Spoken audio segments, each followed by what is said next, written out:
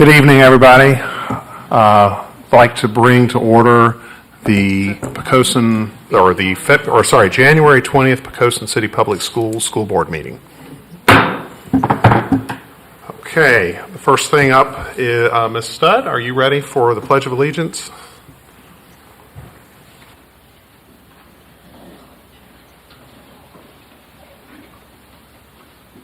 Please stand for the Pledge of Allegiance.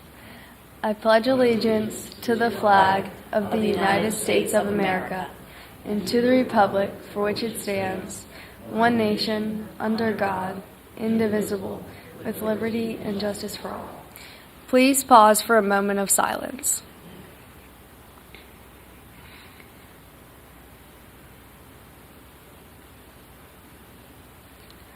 You may be seated.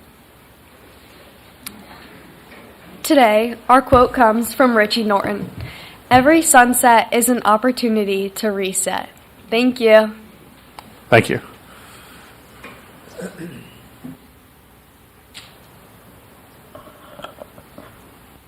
Okay, Ms. Carroll, are there any additions and or modifications to the agenda for tonight? Chair Burbridge, we have no additions or modifications this evening. Okay, thank you. Ms. Purdy, do you want to come up for the recognition?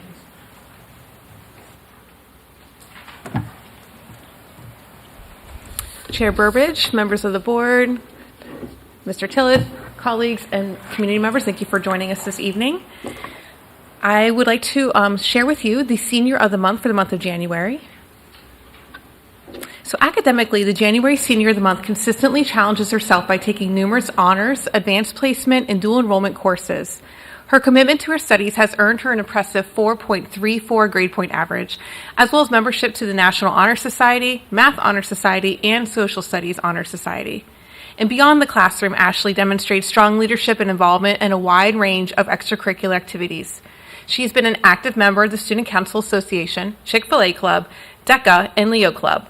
She's also served in multiple leadership roles, including class president of the Student Council Administration, SCA, vice president in 2024, and president in 2025 of the Key Club, vice president of the Chick-fil-A Club, and chapter president of DECA. And in athletics, Ashley plays on the Lady Islanders varsity field hockey team, for which she was a state runner-up. She also plays on the Lady Islanders varsity soccer team, where she was captain, assisting and winning the state title. This year, she joined the varsity football team as a kicker. In addition to her academic and extracurricular achievements, Ashley has gained a valuable professional and community experience. She worked as a lifeguard and field supervisor for the local Parks and Rec group. She's also dedicated significant time to community service through her work as a student helper with the Neighborhood Food Drive and Golden Age Gala. She is a motivated, ambitious, and well-rounded student who sets high goals for herself and consistently achieves them. Her strong leadership, time management, and interpersonal skills make her highly respected by both peers and faculty. Please join me in congratulating Miss Ashley Grosseth for being the January Senior of the Month.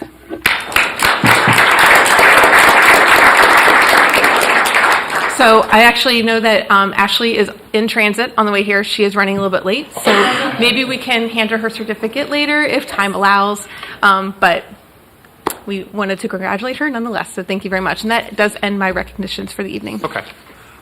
When she gets here, we'll just, depending on where we're at, we'll make a pause. Is that okay? That sounds great. Thank you. Okay. Moving on to presentations and reports. Ms. Ide for the instructional update.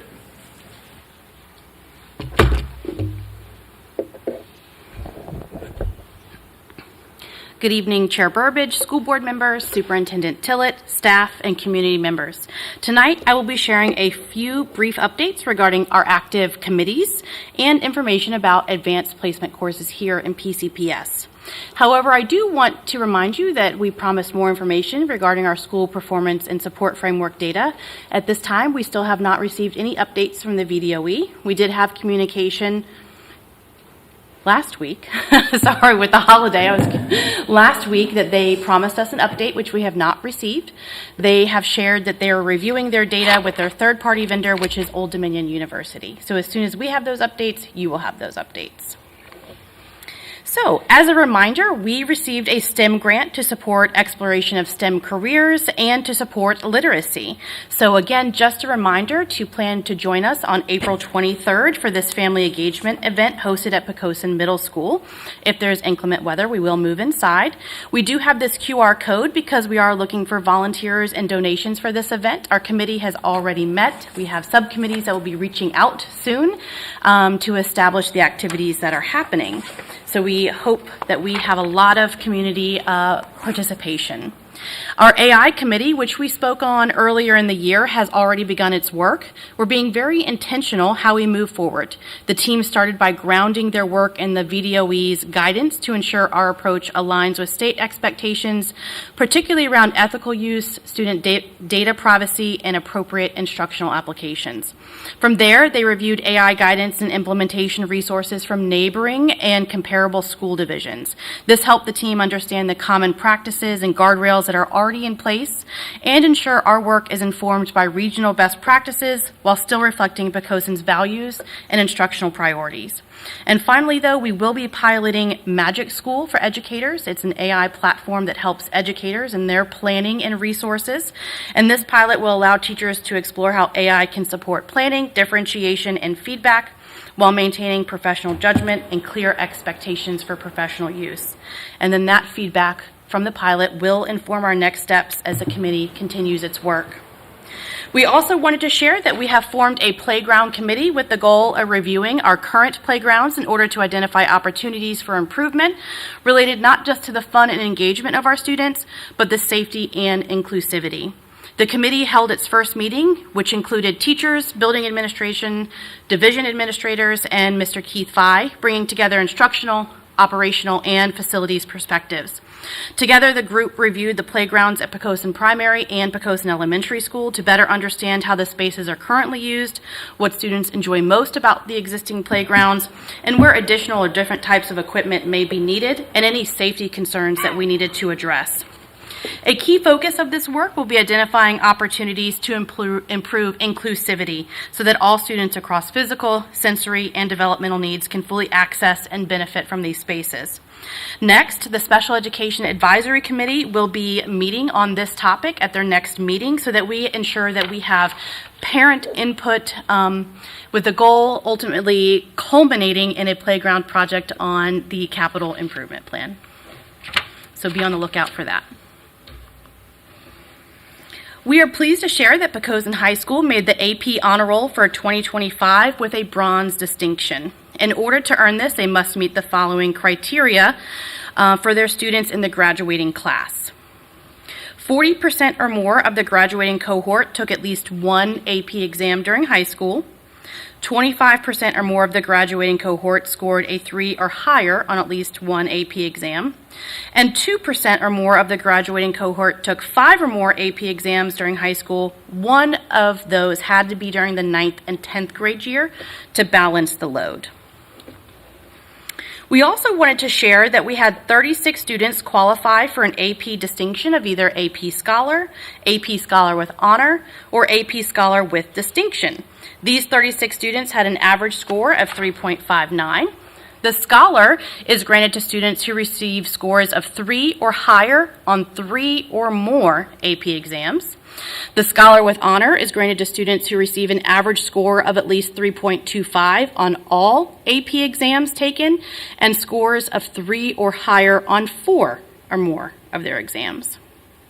And the Scholar with Distinction is granted to students who receive an average score of at least 3.5 on AP exams taken and scores of 3 or higher on 5 AP exams. So it's lots of different qualifications, but we had 36 students meet that, which is very impressive.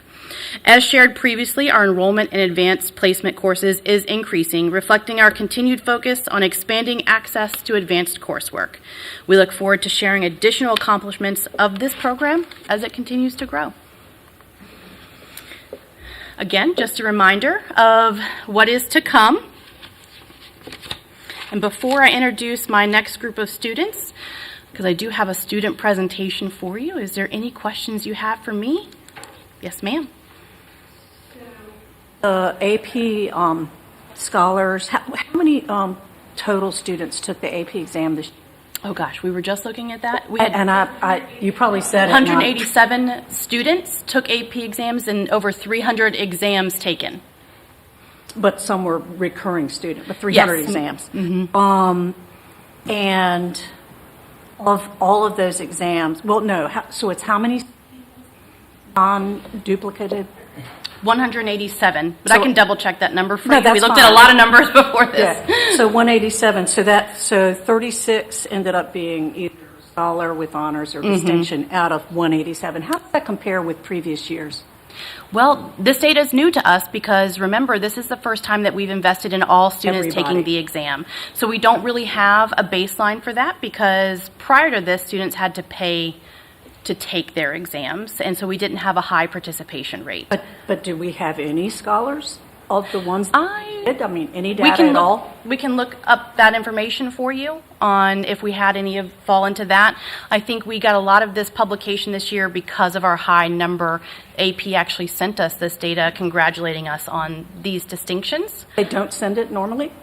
Well, because we met a distinction, we got it. You see what I'm saying? Okay, We so fell there into- may have been none before. There may have Okay. been none. If I could just weigh in on that, when you have, historically, in school divisions that don't require the exam, and if you require it, you have to pay for it.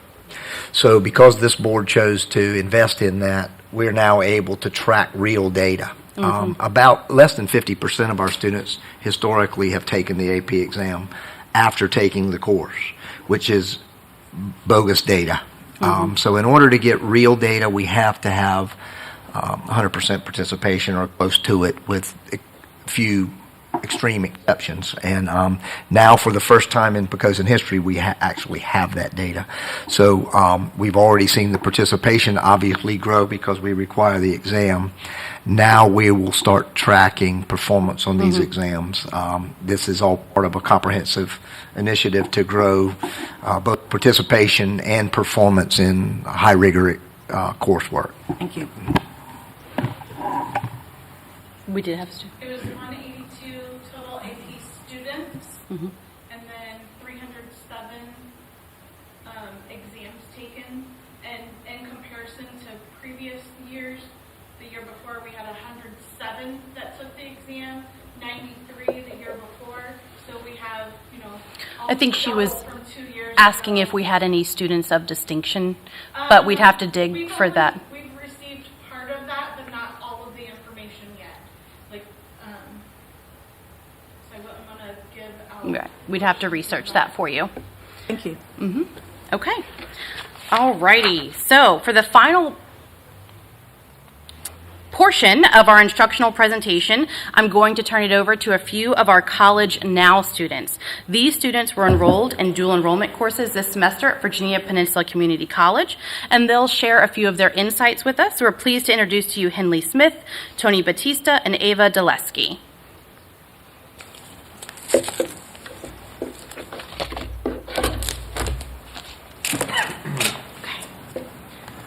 Who's going to be responsible for that? Thank you for allowing us to present today. I'm Ava Dulesky, and I'm here with Tony Batista and Henley Smith. We are students here at Poquoson High School and VPCC, and we'd like to tell you some more about what we are taking this year. So there are many reasons that we joined, some being we will enter college with some experience of what college life is and how it works. We will also enter college with over 40 credits. We are open to an opportunity that not many students are allowed to have, since there are only 5 of us in this program this year. So we are just going through this for the first time. There is a financial gain because we do not have to pay for these classes at all.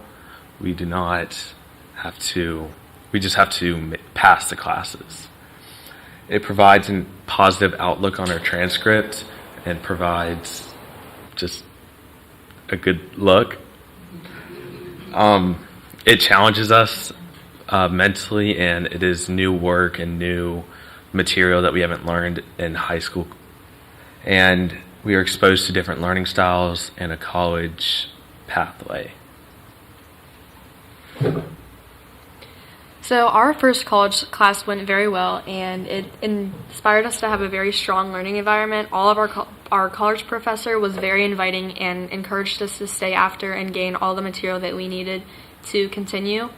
And like I said, we had a positive social development, like everything was very easily laid out, and we got to explore many different diverse areas of learning with having new environments, not only being at the college, but also new faces that allowed us to collaborate with new ideas and others that had different ideas that we could include in new learning. And also, we all finished the semester with an A, which was a plus.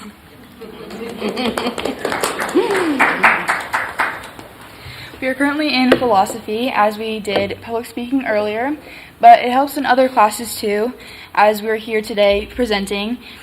We've gotten the confidence and the ability to speak in front of others.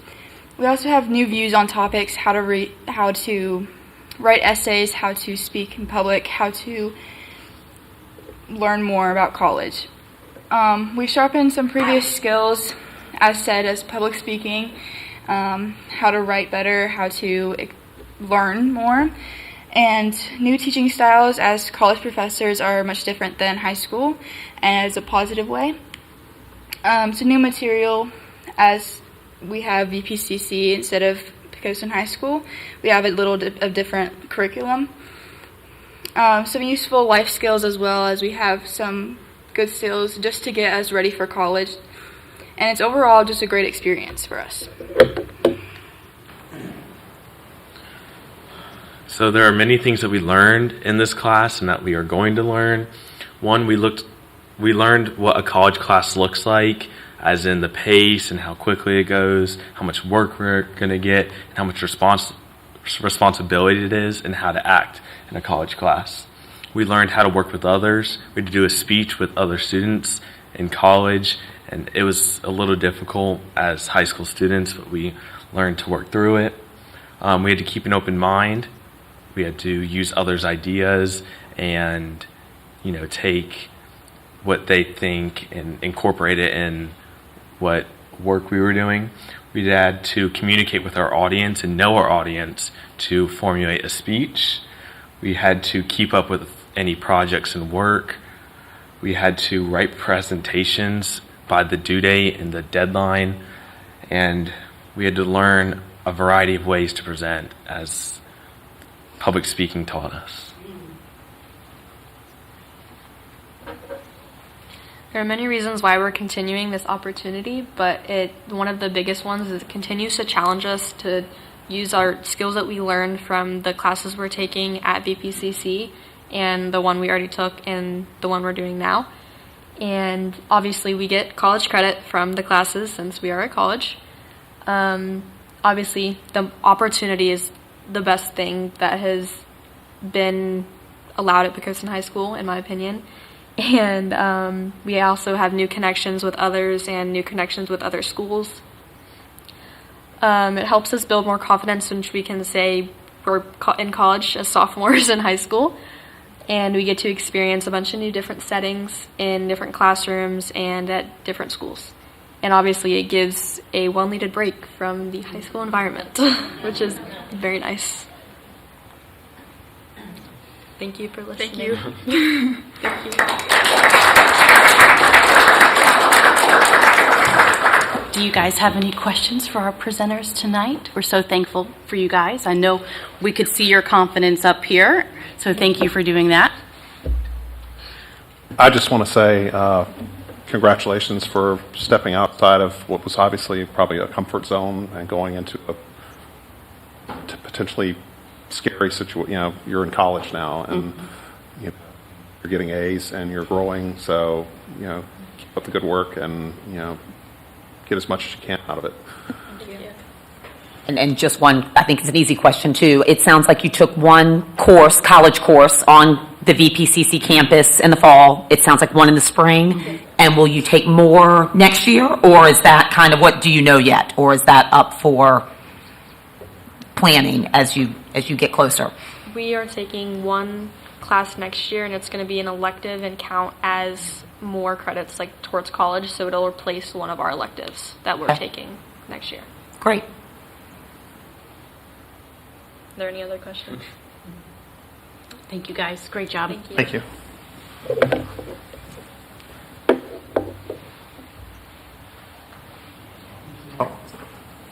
Ms. Purdy? Okay. Thank you. Our Senior of the Month has arrived, and so we have already shared all the glowing things about you, Ashley, but I'm going to give you the write-up so you can read it as well. But at this time, I would like to invite Ashley Grosseth up to be recognized as the Senior of the Month for January.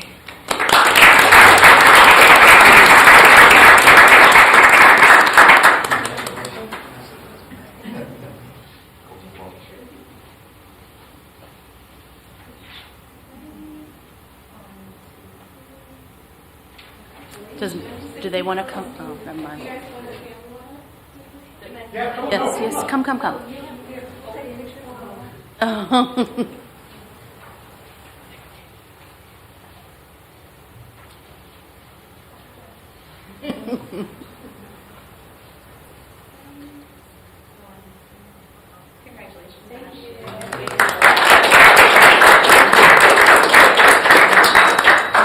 Thank you very much for letting us to sneak that one back in.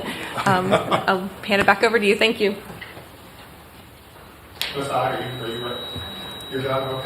Next up is Mr. Roberts with the operations update.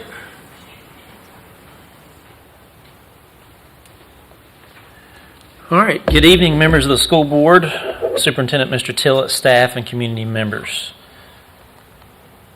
Just want to first start off with just a quick update for transportation, particularly Bus Patrol and the Stop Finder app. Bus Patrol, we will be starting installs hopefully next week, according to the company. They expect no longer than a week of installs, and we should be ready to run. There will be a period of time where we're going to be just broadcasting what we're doing to the community, so they're well aware what these bus cameras will do, and there'll be a kind of a trial period where some warnings will be issued before actually the tickets as well. So we'll be broadcasting all that information as soon as it's given to us and all the installs are completed.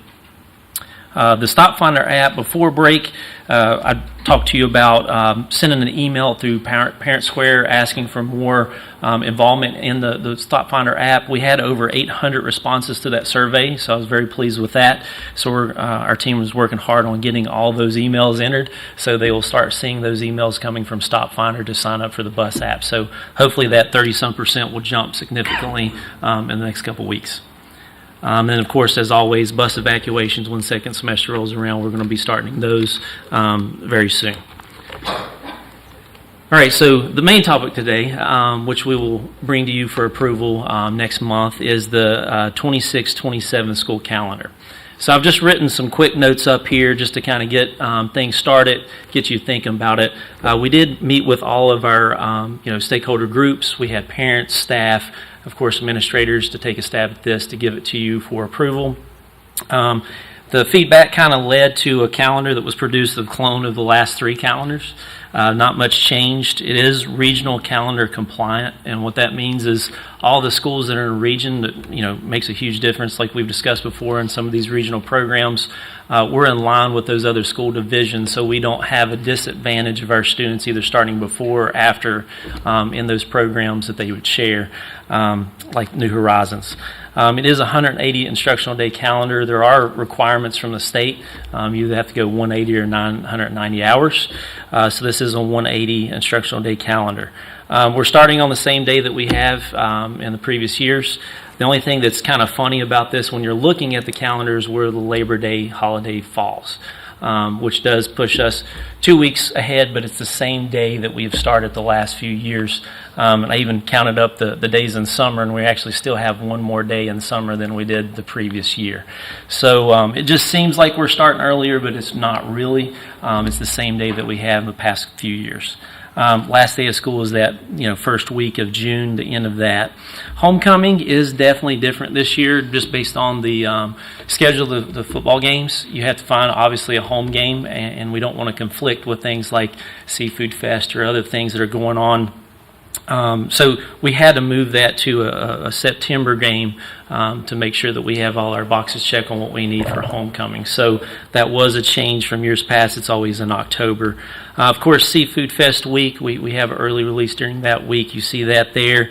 We still do have the 10 half days where early release happens, and that's a mix of things like homecoming, Seafood Fest, but also that collaborative time that our teachers and staff would have to plan. Even some of the teacher conferences are during those times as well. So I'll be providing a little bit more data next month about the day of the week, how statistically like the attendance looks, if we went with the Wednesday, Thursday. Currently, the draft calendar, everybody kind of decided on the Thursday for time being, but again, for your approval. But I will have a little bit additional, data to help guide you on that one. All the major holidays are, of course, going to be observed. You see the dates there. We're still getting that 3 days at Thanksgiving. Winter break is still that big chunk of time that we're used to, that we've had in the past few years, and then so on. Spring break is the same as the region, and ending there with Memorial Day. So, again, not a huge change, just kind of wanted to bring it up, just to kind of give you a surface level look at the major holidays and kind of what we're looking at. I did make sure that all the quarters and semesters and things of that nature are evenly spaced out in this calendar too. I found some calendars that we've had in the past kind of have more days than not in certain semesters and things. So made sure that was straightened. But overall, kind of a clone calendar is like this year and the past too. Okay. Through the particularly the parents' input for the stakeholders, they asked if we could go a step further this year and look at the 27-28 calendar, not to have the full calendar per se, but just to be able to approve or at least post what our major holiday schedule would be like. So that's just one request that I'm just kind of bringing to you to maybe consider for the next month when we do this, is if we want to go ahead and approve the holidays for the 2027-2028 school year. I can definitely have those ready for you to approve or at least consider in subsequent meetings that we have this year. Doesn't have to be the next month, but if approved, of course, we can post it on our website, social media, just make sure that everybody's aware. The point that was made, and I think it's valid, there's a lot of families that are trying to plan out vacations and these chunks of time off that they have. As much as we stress attendance, I like to see when parents are trying to be proactive and take the time when it's actually off. So I applaud them for that. But overall, the calendar committees from each stakeholder group did a great job. I really appreciate the input, and that's basically all I have for today, unless you have questions. And I know of all the things on the calendar, it may be one of the more trivial ones, but was there feedback from the high school about the homecoming date? That does seem exceptionally early to me. I mean, and again, I know it's, in the grand scheme of things, we are certainly much more concerned about instructional time. But a complex thing because we're on a 2-year cycle with all these teams, so it kind of was the flip. We were home last year for all these games in October and even late September, and with the Seafood Fest being in October, and don't really want to touch that weekend. It was a tough sell. It was really between this and I think a game in August or Halloween. Yeah, so there's the certain dates that we just knew it probably wouldn't be the best, and it's kind of what we were left with. So, yeah, we even actually asked a few schools to change, and since we travel so well, they didn't want to probably lose that ticket gate money, which I can appreciate as well. So I get it. Good question, though. All right. Thank you very much.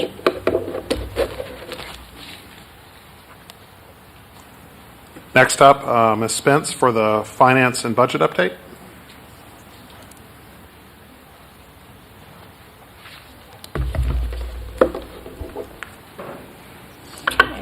Good evening, Chair Burbidge, members of the school board, Superintendent Tillett, staff, and members of the school community. For the finance report this evening, I will present a brief look at the FY27 budget factors, as well as the governor's proposed budget for fiscal year 27. These are some of the factors influencing the preparation of the FY27 budget. I will cover each of these in more detail in the following slides. The factors include compensation, health insurance, as well as state revenue. In regards to compensation, the governor's budget, proposed budget for fiscal year 27, includes funding for a 2% salary increase in FY 27 for all SOQ funded positions. We have been in contact with our health insurance consultants, and we are currently estimating that the increase for the health insurance cost will be 9%, resulting in an estimated increased cost of $255,000. We've asked the health insurance consultants to go back and see if they can sharpen their pencils more to get that percentage down. Last year's, I'll note that the increase was 17%. The PCPS fiscal year 27 budget is going to be based on the governor's proposed 2026-2028 biennial budget that he issued in December of 2025. The budget is based on an ADM of 2,057. As you know, if the student population grows, the school will receive additional state funding, which could be used to hire additional staff if necessary to accommodate the increased number of students. The General Assembly is currently in session and is scheduled to adjourn on March 15th. As you know, the new governor was had the inauguration on Saturday, and she did her statements to the state legislature just yesterday. So we're really at the beginning stages. We really don't know at this time if there's going to be any changes, what the changes will be, and how it will affect the schools. At that time, as far as March 15th, the General Assembly will present the budget for the governor's signature. So the proposed state revenues that I'm getting ready to review with you may fluctuate.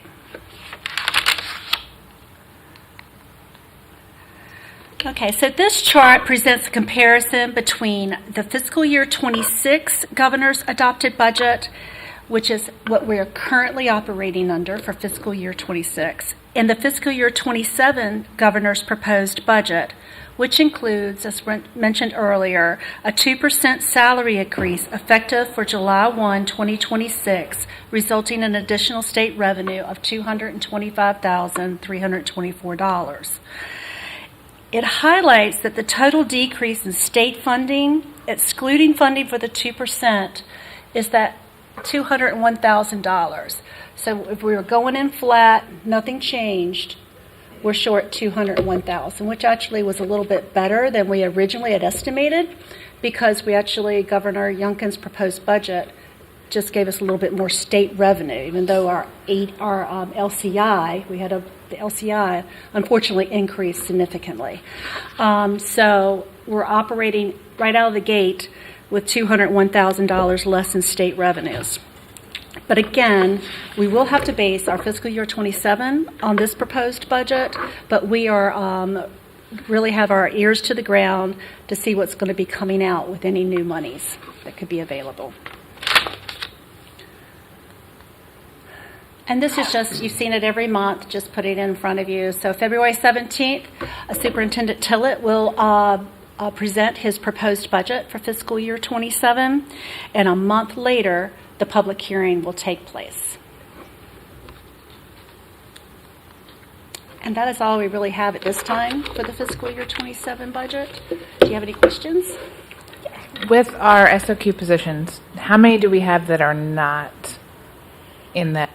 So how many do we have to go above for that 2% raise if all staff is going to get that? It's approximately 50-50. Okay, so about right down the middle. Yeah. Mm-hmm.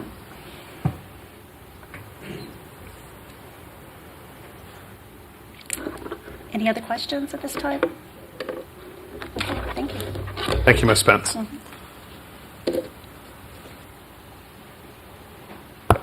Ms. Carroll, do we have anyone here for public comment? We do have one speaker this evening. Okay. Before you come up, I need to read you our public comment statement. The Poquoson School Board welcomes public comment during regular meetings. School board members do not respond to public comment during a meeting. All comments should address a matter related to Poquoson Public Schools. The school board will not hear public comment that involves an individual student-related matter, the disclosure of which would violate applicable confidentiality requirements. The school board expects that each speaker will be courteous, modeling for our students how one can respectfully disagree with others' views. Speakers will address their comments to the entire school board and not to one individual board member, nor to the superintendent, a staff member, or the audience. Speakers are encouraged not to engage in personal attacks. Speakers will present their comments from the podium. To follow school board policy, time allotted speakers shall be 3 minutes. Okay. We did have one additional speaker sign up, so we have 2 tonight. Okay. First speaker will be Michael Berman from Lodge Road regarding hate speech. Sir? You can... Sorry, over here. Sorry, I'm voting. I'm new at this. Thank you. Good evening, Chairman Burbidge, members of the school board, Superintendent Tillett, and everyone here. This is a very personal, and I'm here on behalf of my family. My name is Michael Berman. I live in Poquoson. Since we moved to Poquoson, there have been a number of related anti-Semitic incidents in Poquoson schools, including swastikas and hate speech to my wife as well as my son. My wife started teaching at PCPS at the beginning of the last school year. When she first started, our table was brought into her room to set up this class. She noticed a swastika. Unfortunately, it was just covered up in a black substance. Nothing was mentioned to anybody else. Nothing was reported. Nothing was documented. Near the end of the 24-25 school year, another incident occurred in her classroom with a swastika on one of her rubrics. An internal investigation was conducted with no apparent findings. After speaking with the police about our own safety, we found out protocol was not followed, as the police should have been notified of the situation. It took our family to bring this to the police. No one obviously confessed, so the investigation didn't go anywhere. There were more incidents last year, and there have been more incidents this year as well. Mrs. Berman has also had a threat against her from a student that said they were going to hit her. One student said they would never, when the next one replied, "Oh, but I will." Students have mocked her about this exact instance. Finally, last week, she was on a field trip, and during that time, some students caused damage to her classroom. Some of her personal items have disappeared as well. This is completely unacceptable, especially for secondary school students. Unless someone speaks up, I don't see any repercussions for these offenders. My son has had anti-Semitic comments toward him recently as well. The student overheard it, and apparently there was a consequence for this. Nothing to the extent of what should be appropriate without school board involvement. And last year, a text with no knowledge was also sent to the cusp of these problems.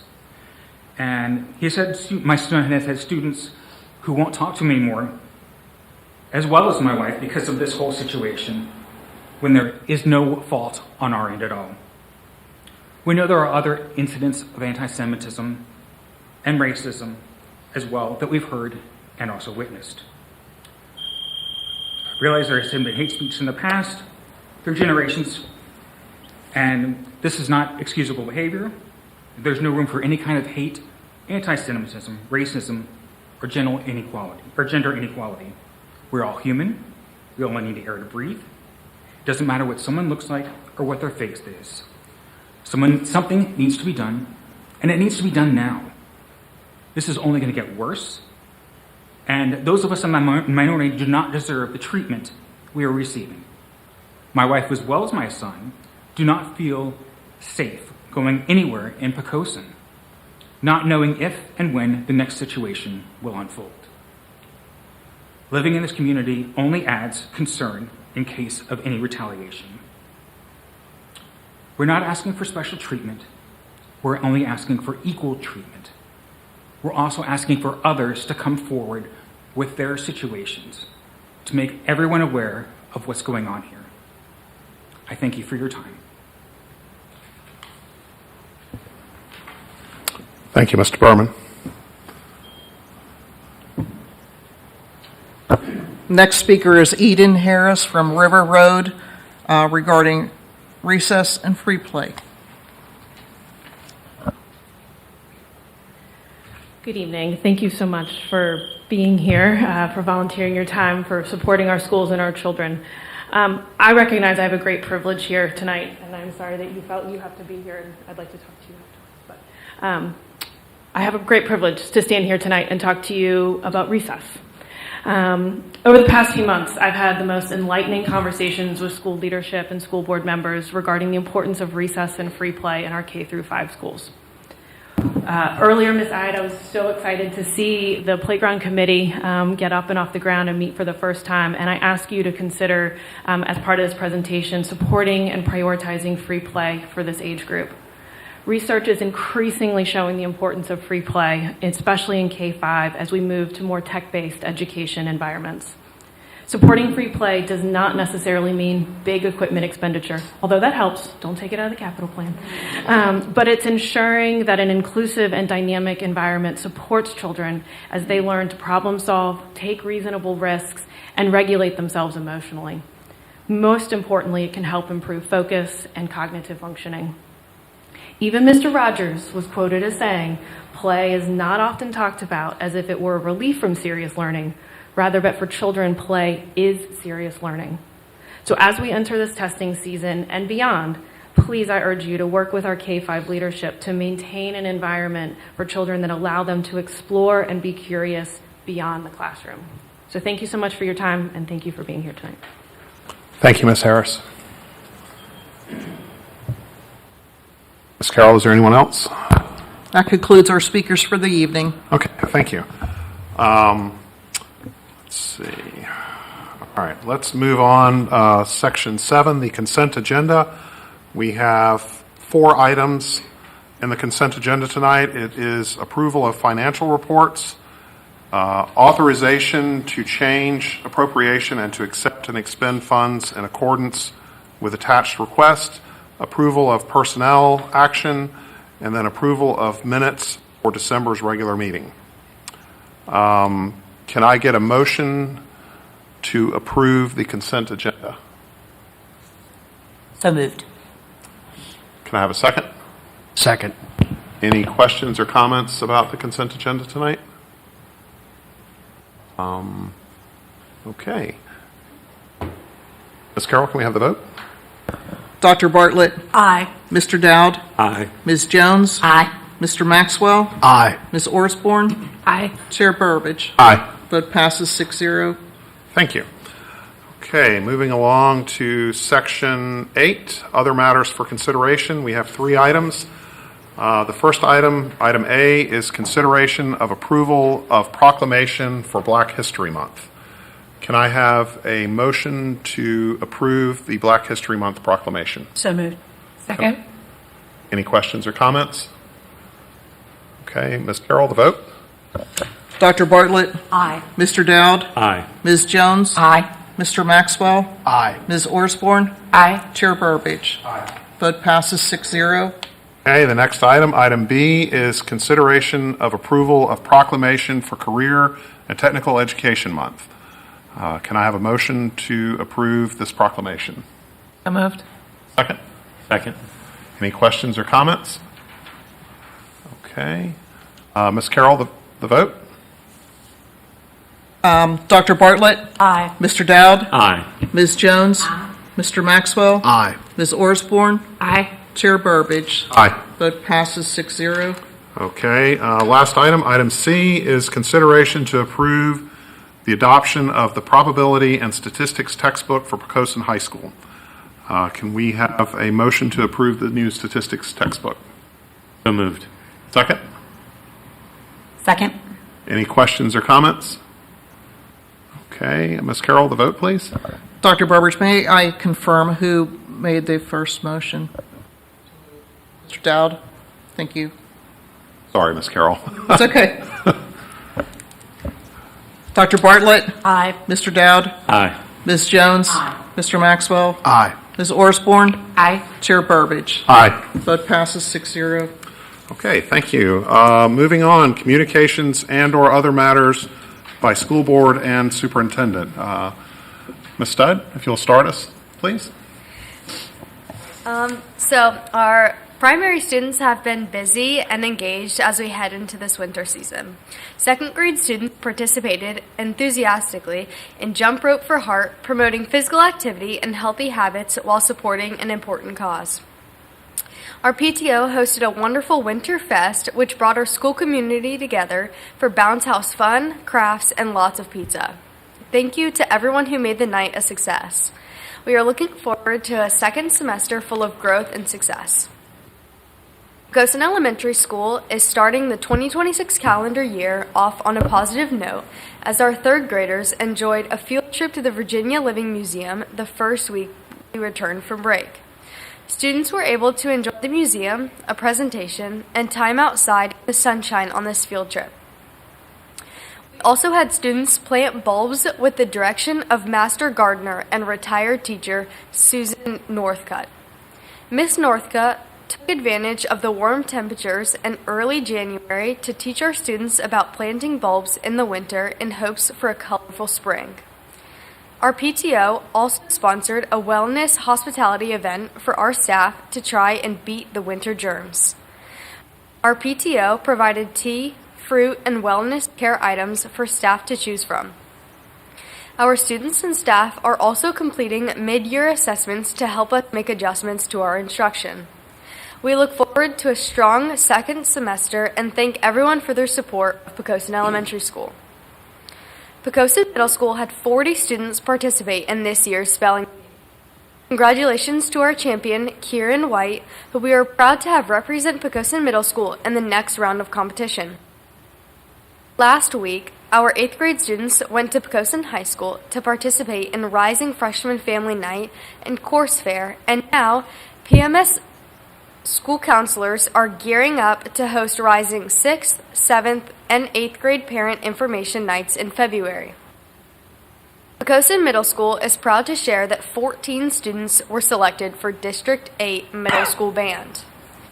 Teams have been selected and students in all 3 grade levels are hard at work in preparation for Battle of the Classes.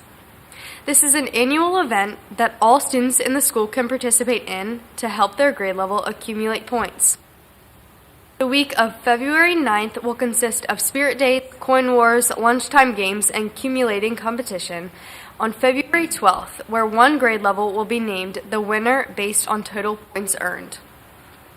Congratulations to Caden Whitman, Baylor Pauls, and Landon Adams for being recognized as the January Golden Bowl Students of the Month. Their hard work and accomplishments are certainly worthy of celebration. Thank you to all who attended our successful Chart Your Course last week, where students and families were able to learn about course options for next year, including information regarding College Now enrollment and dual enrollment options with our partners at VPCC. Thank you to all who attended. Drama students will be hosting a one-act performance at PHS on January 22nd at 6 p.m. in the Forum. Don't miss this wonderful opportunity to see our students perform. PHS is gearing up for its first ever Snowball Winter Formal on January 31st. Tickets are available during one lunch. Winter sports are underway, and we look forward to another successful season and postseason. Scholastic Bowl hosts regionals on February 2nd and wrestling with a home regional wrestling tournament on February 7th. As always, check out the Island Times on Parent Square for important updates from Poquoson High School. Thank you. Thank you. Mr. Maxwell? All right, as always, I will begin with my preemptive echo of whatever my colleagues will say that I will have gotten. I'll start by saying Happy New Year. Special thank you to both of our public commenters today. I appreciate you coming out and voicing your opinions. Without commenting on either of those, you were both heard. Thank you. Special congratulations to our Senior of the Month, Miss Ashley Groseth, 4.4 GPA. I noted one of the things you mentioned in her accolades there was extreme time management skills. I would argue that is time wizardry. That is, so congratulations to her. Special congratulations to the SEA and everyone involved with the Winterfest for the primary school. I heard lots of great things about it. Unfortunately, my family was their plague, so we weren't able to participate. But thank you to those who put that together. I love seeing the statistics on the AP testing there. Congratulations to all those students who did that, and hope leg up as they're continuing their education, either in the next year of school or in colleges across the country. Thank you to our College Now presenters. I didn't want to put them on the spot, but I love seeing all the positives. But this is a new program for us to provide any kind of feedback on how we can improve that program or things that may benefit. So thank you to the calendar committee for drafting up your proposal. Hearing more about that. Also, thank you for the playground committee and that new committee, and it's good to have community input there and a good safety for our kids. And congratulations, I didn't get the names that quick, but congratulations to our school Golden Bulls. All right, and that. Thank you. Mr. Dowd? Well, Mr. Maxwell covered everything, so I just want to tell everybody Happy New Year. Thank you. You guys were heard tonight. So that's all I got. Ms. Osborne?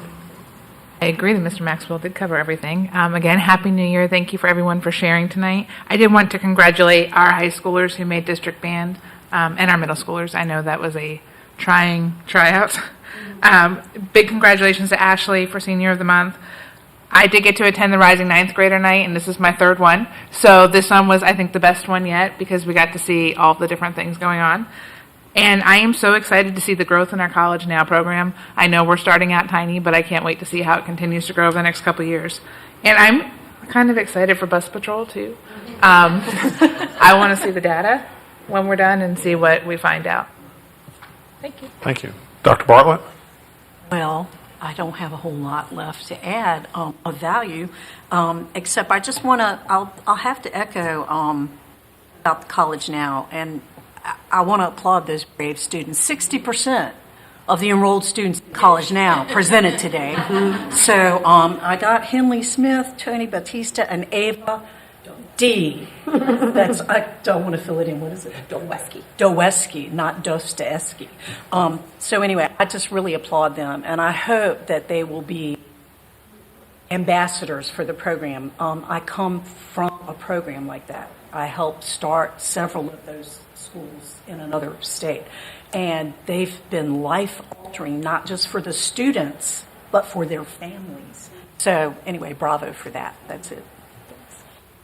Ms. Jones? Some of mine is redundant as well, but I do take notes as I go, and if I go too far off track, I will forget something. But again, a congratulations to Miss Ashley Groseth, a very deserving Student of the Month.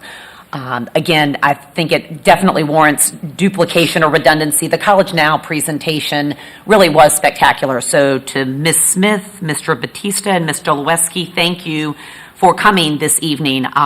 Like you said, it's brand new, and I appreciate their update and hearing and seeing from them, not just for our purposes, for the community and other students. I think that is a really neat opportunity.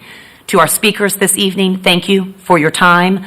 Again, as Mr. Maxwell said, you were heard, and we appreciate you being here very much.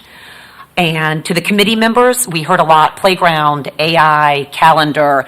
To all of the members, thank you for that extra time. I know a lot of these committees are probably passionate topics for a lot of the people on the committees, but it is extra time and the normal day-to-day duties don't go away. So thank you for that extra commitment. And last two things, the PTOs, you mentioned the Winterfest. Thank you to everyone in our PTOs. I hear a lot now this time of year coming back about events and assemblies. After prom planning actually has probably already kicked off, but will be ongoing. And again, it's just a lot of extra time. So thank you to those volunteers. Those extra events really do make a difference and make the entire experience very memorable. And lastly, Mr. Roberts, I thoroughly enjoyed the Stop Finder app. Thank you. I will give a plug to anyone who has not signed up. When my children are running a bit late, I pull it up on a regular basis and can check and see if we have missed the bus or if the bus is in fact en route. And I find it, for my purposes, glitchless thus far. So thank you for that. Thank you. First of all, Happy New Year to everyone. I don't want to repeat, Senior of the Month, Miss Groseth, another amazing high school senior with everything that she's doing and keeping up all of her academic and sports and extracurricular activities. Kieran White, the spelling bee champion, congratulations. Learning Under the Lights, I hope that the organizers of that will keep us updated on the details about volunteering and fundraising. And that's it. That's all I have for tonight. Thank you. I think it's all been covered. Thank you. Okay. Ms. Carroll, are there any more additional material for board review? Chair Burbridge, we have no additional materials for tonight's meeting. Okay. That being said, I will adjourn the meeting.